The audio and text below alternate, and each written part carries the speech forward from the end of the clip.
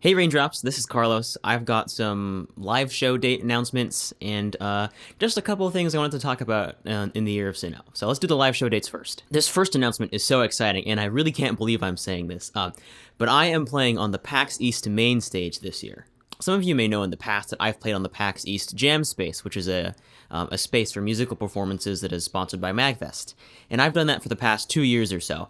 But this year, due to some really awesome events, I'm going to be able to play on the PAX East Mainstage, which is super cool. I actually have this old virtual sticky note in Google Keep that I made back when I was in high school, and I called it the Insane in the Bucket List. And one of those events, or one of those things I wanted to do, was play the PAX East Mainstage, and pretty soon, on Thursday, February 27th, I'm going to be able to cross that off my Insane in the Bucket List, which is pretty awesome. So you will need a PAX badge to attend the show, but last I checked, Thursday badges are still available at PAX. For those of you who don't know, by the way, PAX East is a video game convention that happens in Boston, Massachusetts, really close to where I am, at Berkeley. The show will also be featuring some special guests, including my friends Sab Irene, Family Jewels, and Atrosaurus. It's going to be the Sinnoh Fusion Ensemble that's playing, so if you've been watching my past few videos, the Sinnoh Fusion Ensemble is a 12 to 14 piece fusion band that has been playing some of my Pokemon Diamond and Pearl arrangements. We'll be playing a few of our arrangements that we've already done and a couple of new ones that are just for this show. Because I'm playing on the main stage all throughout PAX, I will be selling special merchandise that I've just put together specifically for PAX. So if you'd like me to help offset the costs of making a performance like this happen, then join me at my merch table at Bandland. I'll be doing a couple of signings and meet and greets there throughout the week probably, so stay posted on Twitter and other social media for that. By the way, I've got a page on my website now called insaneintherainmusic.com/shows that has a list of all the live shows that I'll be doing in the future. Right now there are 3 of them. After those 3, there will probably be 0 of them for a while, and I'm okay with that, but that page will be updated with any future information regarding live performances by me. Stop messaging me. The next exciting show announcement, just after that one, is on March 1st, Sunday, at the Berkeley Performance Center. My Sinnoh Big Band is opening for the 8BitBigBand, that's a lot of big band. So as I said, it's Sunday, March 1st. That is the Sunday of PAX. And there's 2 shows. There's a 2 p.m. show and a 7:30 p.m. show, both happening at the Berkeley Performance Center. Now, you might be thinking, oh, God, why'd you guys have to schedule it right during PAX? I wanted to have a good Sunday at PAX, and now I can't because of your dang show. And you are correct, but you are also wrong. So I think the 2 p.m. show is a great opportunity for somebody who's not going to PAX, who is in the Boston area and wants to come see this performance. The tickets are also slightly cheaper for that one. And then the 7:30 p.m. show is one that happens after PAX is done. The last event on PAX on Sunday is usually the Omegathon, which ends about 6:30 p.m. or 7 p.m., something like that. And the Berkeley Performance Center isn't that far away. So it does work out. It could be a good conclusion to your PAX if you're into that kind of thing. As per the name, the Sinnoh Big Band is going to be performing all Sinnoh music, which is like a dream come true for me. So if Sinnoh isn't your thing, that's totally fine. You can come hear my band play our opening set, and then Charlie's band will be playing their normal 8BitBigBand repertoire, which is great all-around video game music. You'll recognize these tunes even if you're not like a super gamer, so would definitely recommend it. There's also a couple of really cool special guests, including Grace Kelly and Leo P. Yeah, the Leo P with the pink hair in that one BBC Proms video. They are going to be playing with the 8BitBigBand, which is super cool. I'm on the same gig as Leo P. That's interesting. I also have a discount code. I don't know what the discount code does, but I assume it gives you a discount. I believe it is Insane5. That should be on the screen right now. So if you go to the ticket link in the description and type in Insane5, then you will assumedly be 5 less insane, something like that. I don't know. Lastly, I'm performing at VGMCon in Minneapolis, Minnesota. So I've done a lot of traveling across the U.S., and I looked at my Google Maps recently and I realized, I've been to the corners of the continental United States. I've never been to the middle. So we're changing that. This is the first time I'm going to be going to the Midwest, to Minneapolis, to perform at a video game convention. VGMCon is a new, fairly small video game music convention that has erupted or been brought into existence in the fine city of Minnesota. Minnesota's not a city. I meant Minneapolis. Gosh. I'm playing there on Friday afternoon, the 6th. The full schedule hasn't been released yet, but you can find that online whenever they announce it. I'm going to be doing a one-man band show in which I will play many instruments, and it'll be as if I am surrounded by a UFO of several instruments, which should be very fun. I'm very looking forward to that. Okay, so that's all the stuff about the live shows. That is all taken care of. I am very excited for all of those things. I also want to briefly mention that I made a couple of small changes to my Patreon page, restructured the tiers, and I'm now offering Sibelius and Music XML files for my arrangements if you want to go on there and dissect things a little bit more yourself. That's the place to get them. Patreon has been instrumental for helping to pay for some of the Year of Sinnoh videos, like that string orchestra video that you saw in Canalave. That was not cheap. But my justification was that if there's one thing I'm going to spend my money on, it's definitely going to be your Pokemon Diamond and Pearl jazz covers. So Patreon has been quite helpful, and if you would like to help me out in any way, of course, viewing and sharing my videos is more than enough, but if you want to go above and beyond, monetary support would be very much appreciated. Okay, so let's start talking about the Year of Sinnoh. I've gotten all the promotional stuff out of the way. I have a lot of thoughts about the Year of Sinnoh so far, so I'm going to talk about them. First off, thank you so much for your support with this whole thing. I kind of had this fear that when I started the Year of Sinnoh, everything would just, like, explode because people would be like, why aren't you covering this game that I really like and jumping around with your covers like you used to do? And there have been a couple people that are like that, but for the most part, it's been overall pretty positive. I also do want to clarify that the Year of Sinnoh was not like, it's not like 2019 wasn't the Year of Sinnoh, 2020 wasn't the Year of Sinnoh, but it runs in the cycle of how my channel year goes, which is September 2019 through September 2020. Well, the Year of Sinnoh will certainly end September 2020. Like, I'm not going to go any past that. But in terms of the whole, like, naming the channel stuff after the years, I'm not sure how long I'll stick with that. I might change that. But that's not the main point of this. When I was talking earlier about the PAX show and that Insane on the Bucket List thing, one of the other things that I had on that Insane on the Bucket List was finish a Pokemon Diamond and Pearl album. And I wrote that for myself back in high school, and now it feels pretty good to be making some, significant and meaningful progress on that, and it's been great. One of the most frustrating things about the Year of Sinnoh has been college. Right now, I'm finishing up my 8th semester at the Berklee College of Music, which is my last semester of undergrad, and as it stands now, presumably my last semester of college forever. And I am glad that it's my last semester because I'm ready to get out of here. I say that mainly because my day-to-day schedule is starting to feel like it's filled with things I just don't really care about. Since starting the Year of Sinnoh, I really feel like my channel has gained an increased sense of purpose for me.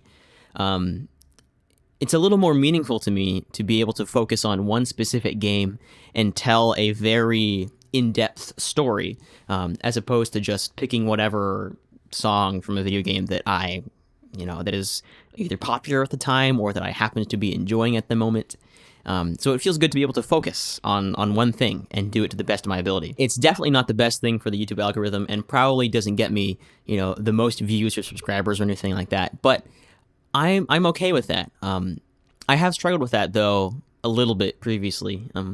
There's a part of me that is like a very data-driven side, which is like, what are you doing? You're not doing the best you can for growing your channel or getting it in front of the eyes of many people, and that's what gets you the money. That's what means you can survive as a musician.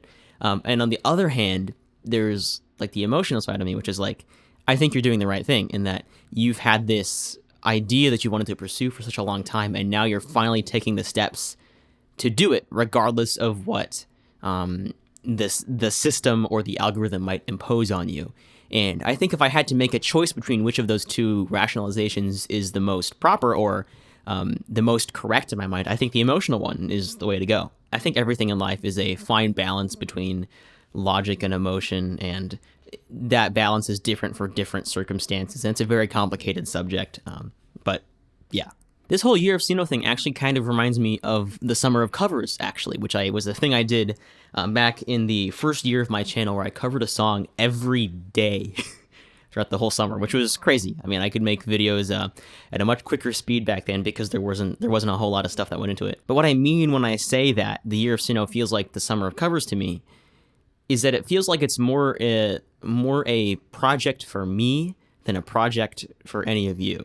And that might sound selfish, and to some extent it is, but to some extent it isn't, and I'll explain. I feel very strongly that usually doing what's best for you and your own personal health, be it physical, emotional, or mental health, is what is best for everybody else. If you are sacrificing some part of your health to please somebody else, I think that can be detrimental for you to be able to achieve your maximum potential. And I think achieving your maximum potential is the best way to contribute to the world. That theory isn't totally refined yet, and I can think of plenty of counterexamples, and I'm still working it out, but that's one of the things I've been thinking about. With the live ensembles I've been working with, like the Sinnoh Fusion Ensemble, the Sinnoh Strings, the Sinnoh Big Band, it has really pushed me to make my productions a lot better.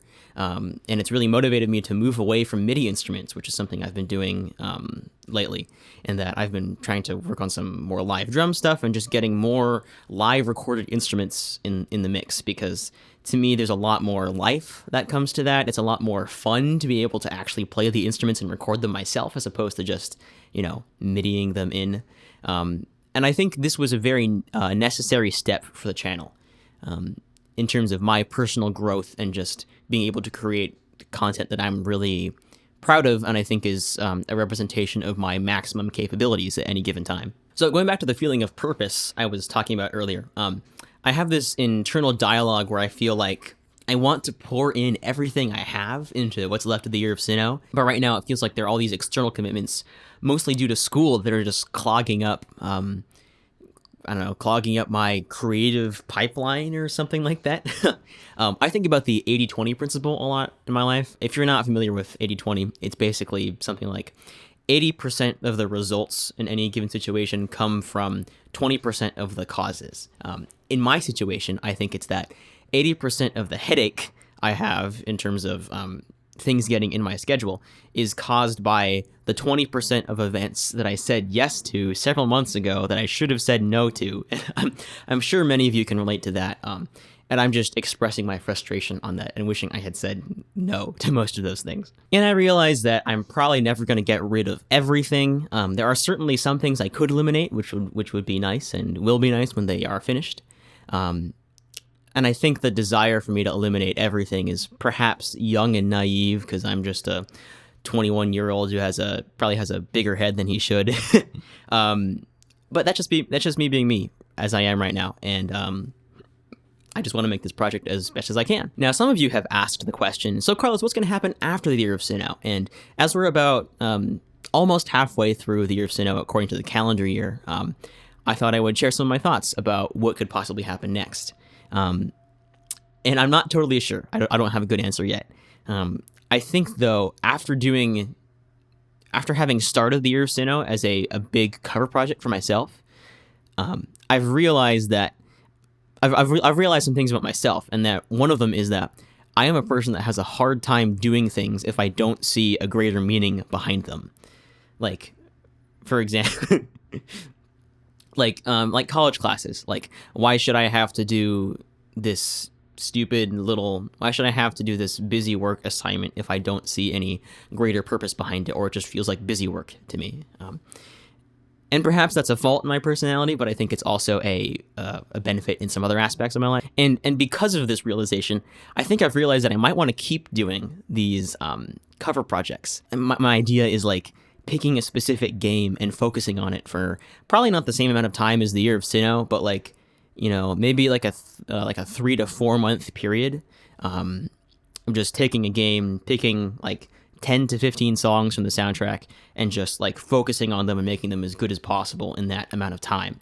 And then I'd have an album to release at the end of that, which sounds like it would be super fun and super productive. One of my longtime inspirations on YouTube is this guy named Chugga Conroy, also known as Emil. Emil's a good friend of mine now, and I'm lucky to be able to say that. I started watching his videos back in like 2010 or 2011, something like that. I was in middle school at the time. I was 11 or 12, something like that. Gosh, that was so long ago. But Emil is one of the first YouTubers I ever watched, and his content is still a big inspiration to me this day. And the thing that I admire the most is his dedication to detail and thoroughness in his videos. And to me, it feels like that's the approach I like to take with video game music, as opposed to just doing Let's Plays of a video game. Lately, I've been working with the original MIDI files of Pokemon Diamond and Pearl. I found them on the internet, and I found the original sound fonts. So I've been able to like recreate the tracks in my DAW as they were in the game, which is a really cool experience.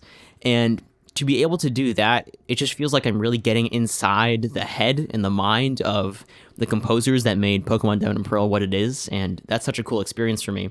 And that's the level of detail that I'd like to take with this music. I'm a very detail-oriented person. I like it when music is very specific and carefully arranged and very like neatly packaged, that kind of thing. So that's my general idea. I think I might want to keep on doing some cover projects of game soundtracks that I love. I love dearly. Like I wanted to revisit Undertale for a while, just because there are so many songs I didn't do in live at Grillby's that I think that I would like, and I think other people would also like. Xenoblade Chronicles 2 is a game I played recently that I think is super, super good, super not talked about enough. One of the best narrative game experiences I've ever had. Other games, Zelda Ocarina of Time is just a masterclass in music theory and different styles of music, and there would be so many possibilities with that. Donkey Kong Country is another one with great melodies and very ambient, or I don't mean ambient in the sense that like it doesn't have like a groove or anything, but the music creates a very fitting sense of ambience for the space that it's trying to represent, like Sticker Bush Symphony, aquatic ambience, things like that. Also thought about Celeste, Super Mario 64, Star Fox 64, another game I really like.